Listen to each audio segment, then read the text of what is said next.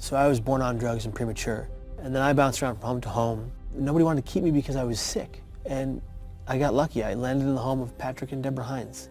I had a great childhood. I thought growing up that everything's gonna be great. And then at 17, it all came crashing down. If you can imagine feeling that everyone around you is out to get you, trying to hurt you, and trying to kill you, and you believe that to be the truth. From the extreme paranoia, I exhibited symptoms of mania.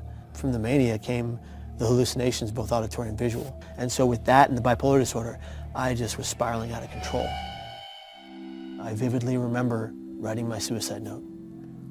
People don't get it. Like, I thought I was a burden to everyone who loved me because that's what my brain told me, because that's how powerful your brain is. I got off the bus.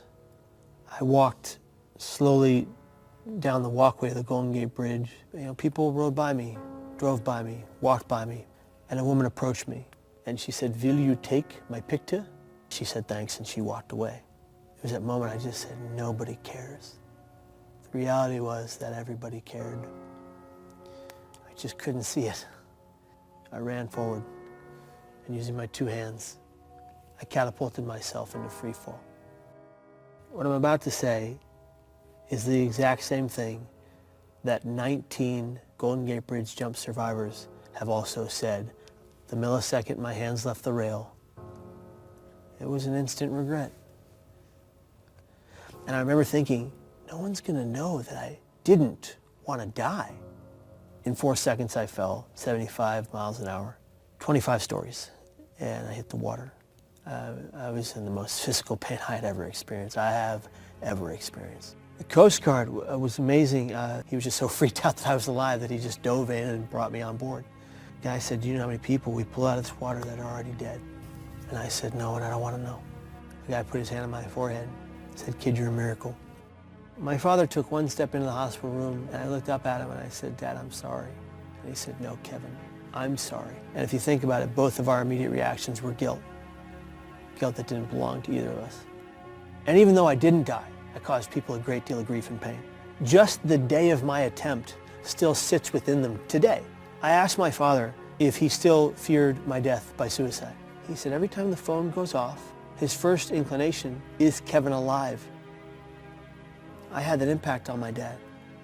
So after the jump, the road to recovery was pretty long. I had 7 psych ward stays in the next 11 years. I still have all the symptoms I ever had. Mania, depression, psychosis, hallucinations, all that's still there. I just know how to cope with it and I know how to beat it. I built a support network over these years of treatment so that I wouldn't be fighting this alone. So like, it's okay not to be okay. It's not okay not to ask for someone to back you up. To the families who live with the loss or losses of loved ones, they didn't do that to hurt you or destroy your life. They took their lives because they were struggling and in a great deal of emotional and mental pain.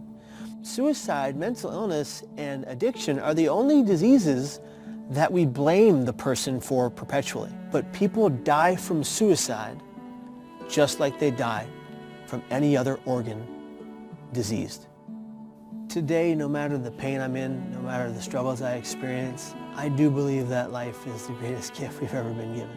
And if you're suffering mentally, don't wait like I did, sitting in denial for so long. Because recovery happens. I'm living proof.